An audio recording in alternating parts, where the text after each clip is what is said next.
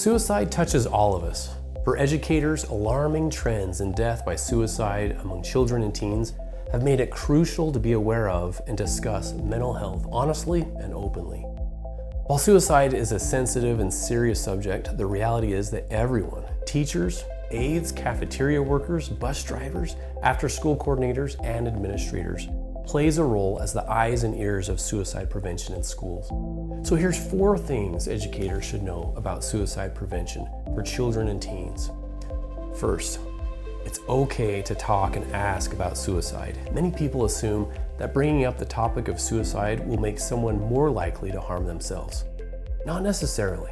While it is important to be mindful in these conversations, studies actually show that acknowledging and talking about suicide may, in fact, reduce suicidal ideation rather than increase it. So the importance of talking about it in some instances can outweigh the barriers or hesitation. Second, know the warning signs. 4 out of 5 teens will give a clear warning. Knowing the warning signs can make educators and others ready to intervene. A common warning sign of students contemplating suicide are sudden and drastic changes, feelings of hopelessness, worthlessness, and even talking about suicide. A list of warning signs is available at www.youthsuicidewarningsigns.org. So if you see something, say something. Third, know where to go for help. Just like many of us keep a list of emergency phone numbers handy, it's also a great idea for suicide prevention resources. In addition to being familiar with the counseling resources in your school, you could hang up signs in classrooms and in hallways with websites, numbers, and names of apps students and educators should be aware of. You could even offer to accompany a student to a school counselor. Community and national resources are just a click or a call away.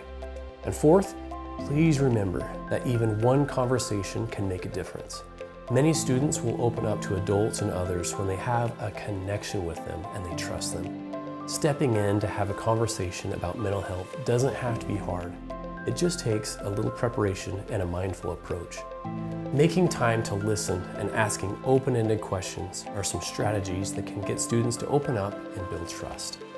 Ultimately, educators play a role in motivating students to seek help, as well as overall suicide prevention in schools.